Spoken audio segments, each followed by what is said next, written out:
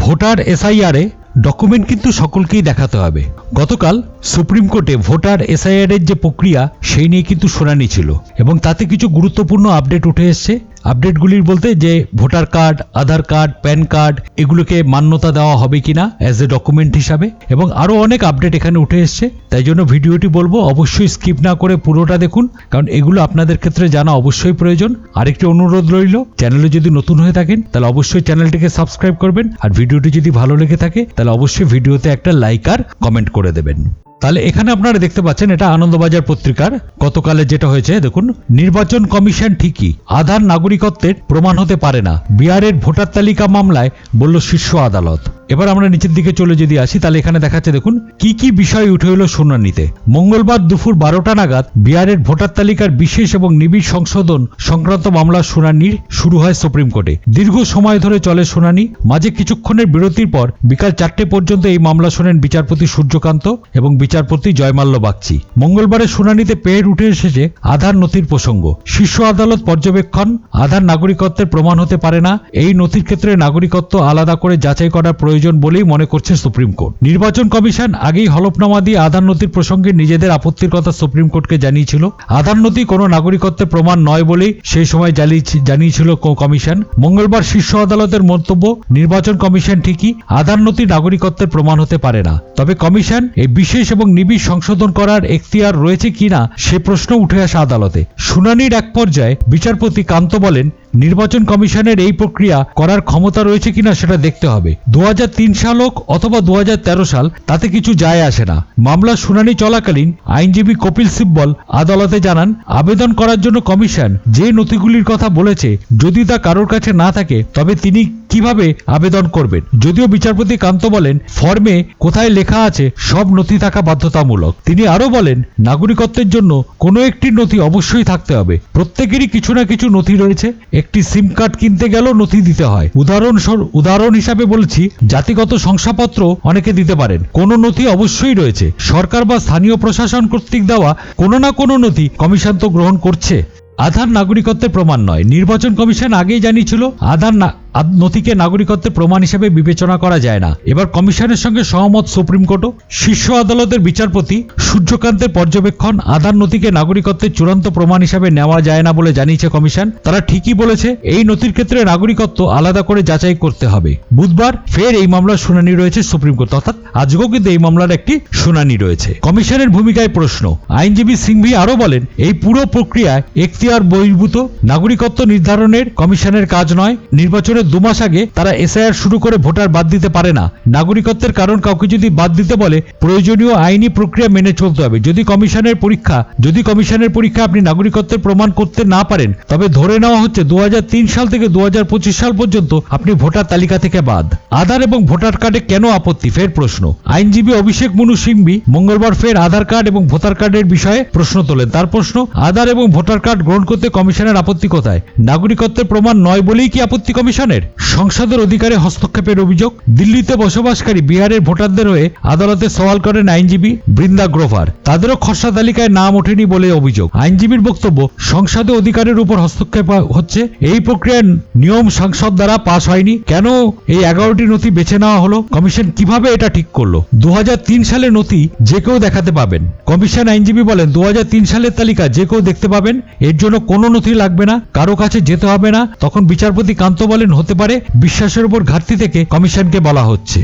তালিকা দেখার অধিকার আছে ভোটারের। একটি সংগঠনের হয়ে আদালতে সওয়াল করেন আইনজীবী প্রশান্ত ভূষণ। তিনি জানান কোনো তালিকা দেওয়া হয়নি। পাল্টা কমিশনের আইনজীবী রাকেশ দ্বিবেদী জানান একটি সম্পূর্ণ মিথ্যা কথা, আদালতে ভুল তথ্য দেওয়া হচ্ছে। তখন প্রশান্ত বলেন, আগে খসড়া ভোটার তালিকা পাওয়া যেত, সেটি যে কেউ দেখতে পেতেন। এখন কমিশন বলছে রাজনৈতিক দলের এজেন্টদের কাছে যেতে। একজন ব্যক্তি কেন তাদের কাছে যাবেন? তখন বিচারপতি কান্ত বলেন, একজন ভোটারের তালিকা দেখার অধিকার রয়েছে, কমিশন তো যাচাই করবে। বিচারপতি জয়মাল্য বাগচি বলেন, এই সমীক্ষার মূল উদ্দেশ্য হতে পারে মৃত ভোটারদের নাম বাদ দেওয়া, মৃত ব্যক্তিরা রয়েছেন কিনা তা দেখার। এটা ড্রাফট বা খসড়া তালিকা। এই তালিকায় রাজনৈতিক দলগুলিকে দেওয়া হয়, সেখানে কোনো আপত্তি থাকলে তারা জানাক, কিন্তু ভুল তথ্য দিলে কমিশন তো যাচাই করবে নাম কি সত্যি বাদ গিয়েছে নাকি আশঙ্কা। বিচারপতি কান্ত বলেন, কারো নাম বাদ দেওয়া হয়েছে, এটি কি আশঙ্কা নাকি এর সত্যতা রয়েছে তা আমরা বোঝার চেষ্টা করছি। তিনি আরো বলেন, 7,24,00,000 ভোটার আবেদন জমা দিয়েছে, বাদ পড়া 65 লক্ষের মধ্যে 22 লক্ষ মৃত, তা নিয়ে কোনো সমস্যা থাকার কথা নয়। 36 লক্ষ অন্যত্র চলে গিয়েছে। আপনাদের কাছে স্থানান্তরিত ভোটার নিয়ে একটা ধূসর এলাকা থাকতে পারে। কমিশনের ক্ষমতা রয়েছে কি? শুনানির এক পর্যায়ে বিচারপতি কান্ত বলেন, নির্বাচন কমিশন এই প্রক্রিয়া করার ক্ষমতা রয়েছে কিনা সেটা দেখতে হবে। 2003 সাল হোক অথবা 2013 সাল, তাতে কিছু আসে যায় না। আদালতে আইনজীবী সিব্বল জানান, যখন ওই আবেদনপত্র জমা দেওয়া হচ্ছে তার যাচাই প্রক্রিয়া নিয়ে প্রশ্ন রয়েছে। কমিশন পাল্টা কোনো রিসিপ্ট বা রসিদ দিচ্ছে না। কোনো নথি অবশ্যই রয়েছে। বিচারপতি কান্ত বলেন, কোনো নথি অবশ্যই রয়েছে। সরকার বা স্থানীয় প্রশাসন কর্তৃক দেওয়া কোনো না কোনো নথি কমিশন তো গ্রহণ করছে। মামলাকারীর উদ্দেশ্যে বিচারপতি প্রশ্ন, আধার বা রেশন কার্ড ছাড়া বিহারের বেশিরভাগ মানুষের অন্য কোনো নথি নেই, কিভাবে এই দাবি করছেন? সব নথি বাধ্যতামূলক কোথায় লেখা? বিচারপতি পরে দুপুর 2টো নাগাদ ফের শুরু হয় শুনানি। তখন বিচারপতি কান্তের প্রশ্ন, ফর্মে কোথায় লেখা আছে সব নথি থাকা বাধ্যতামূলক? তিনি আরো বলেন, নাগরিকত্বের জন্য কোনো একটি নথি অবশ্যই থাকতে হবে। প্রত্যেকেরই কিছু না কিছু নথি রয়েছে। একটি সিম কার্ড কিনতে গেলেও নথি দিতে হয়। উদাহরণ হিসাবে বলছি, জাতিগত শংসাপত্র অনেকে দিতে পারেন। তথ্য না থাকলে আবেদন কিভাবে? প্রশ্ন সিব্বলের। আইনজীবী সিব্বল আদালতে বলেন, অনেক সময় কমিশন যেসব তথ্য চাইছে আমার কাছে সেই সব তথ্য নেই, তখন কিভাবে আবেদন গ্রহণ হবে? দুপুর 2টোর পর এই মামলার শুনানি হবে বলে জানিয়েছে আদালত। আপত্তি থাকলে আবেদন জানানো হোক কমিশন। অন্যদিকে কমিশনের আইনজীবী জানান, এটি একটি খসড়া তালিকা। তিনি বলেন, আমরা নোটিশ দিয়েছি, কারো কোনো আপত্তি থাকলে জানাবেন। কিছু ত্রুটি সেখানে থাকতে পারে, আপত্তি জানিয়ে আবেদন করলে কমিশন ঠিক করে দেবে। কোনো ব্যক্তি জীবিত বা মৃত হলে তা নিয়ে আপত্তি জানাতে হবে, কমিশন সেই অনুযায়ী পদক্ষেপ করবে। জীবিতকে মৃত বলে দেখানোর অভিযোগ। আইনজীবী কপিল সিব্বল বলেন, একটি বিধানসভা এলাকায় 12 জনকে জীবিত দেখানো হয়েছে অথচ তারা মৃত। আবার অন্যত্র মৃত ভোটারদের জীবিত বলে দেখানো হচ্ছে। তিনি আরো বলেন, বিএলওরা কি কাজ করছেন, তাদের যাচাই কাজ কি সঠিকভাবে হয়নি? শুনানির একটি পর্যায়ে বিচারপতি কান্ত বলেন,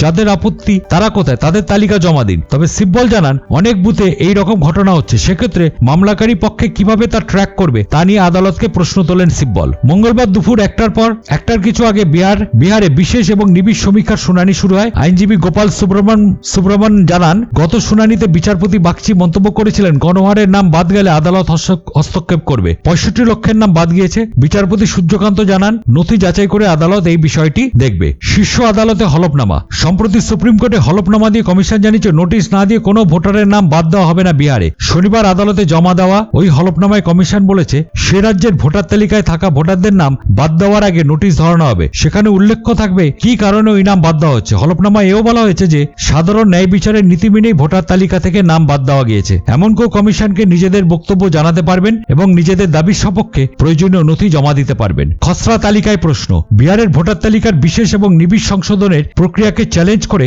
মামলা হয়েছে সুপ্রিম কোর্টে। মঙ্গলবার শীর্ষ আদালতে এই মামলার শুনানি রয়েছে। বিচারপতি সূর্যকান্ত এবং বিচারপতি জয়মাল্য বাগচির বেঞ্চ। ইতিমধ্যে বিহারে খসড়া তালিকা প্রকাশ করেছে কমিশন। সেখানে প্রায় 65 লক্ষের নাম বাদ গিয়েছে। তা নিয়ে বিরোধী দলগুলির প্রশ্নের মুখে পড়েছে তারা। এর মধ্যে মঙ্গলবারে ফের বিহারে এসআইআর মামলার শুনানির জন্য উঠেছে শীর্ষ আদালতে। তাহলে বুঝতে পারলেন, সুপ্রিম কোর্ট এখানে জানিয়ে দিয়েছে, আধার কার্ড, ভোটার কার্ড ছাড়াও যে 11টি নথির কথা বলেছে, সেই 11টি নথি যে থাকতে হবে বা ডকুমেন্ট থাকতে হবে তার কোনো দরকার নেই। তার মধ্যে যে কোনো একটি কিন্তু আপনার কাছে অবশ্যই থাকতে হবে। তাহলে আধার কার্ড, ভোটার কার্ড ছাড়াও ওই 11টি নথির মধ্যে, যেটা নির্বাচন কমিশনের তালিকাতে রয়েছে, যে 11টি নথির কথা বলা হয়েছে, তার মধ্যে কিন্তু যে কোনো একটি নথি আপনার কাছে থাকতেই হবে। কারণ কোনো নথি ছাড়া কিন্তু এরকম ভাবে ভেরিফিকেশন করা যাবে না। তাই জন্য ভেরিফিকেশনের সময় কোনো না কোনো একটি নথি আপনাকে অবশ্যই জমা দিতে হবে, এমনই বলেছে সুপ্রিম কোর্ট। নির্বাচন কমিশন যে মন্তব্য করেছে তার উপর ভিত্তি করে সুপ্রিম কোর্ট এই কথাটাই বলেছে। তাহলে ভিডিওটি যদি ভালো লেগে থাকে তাহলে অবশ্যই চ্যানেলটিকে সাবস্ক্রাইব করে দেবেন, আর ভিডিওটি ভালো লেগে থাকলে অবশ্যই একটা লাইক আর কমেন্ট করে দেবেন। পরবর্তী এই ধরনের আরো কিছু ভিডিও আমি নিয়ে আসছি, আমাদের সঙ্গে থাকুন। ধন্যবাদ।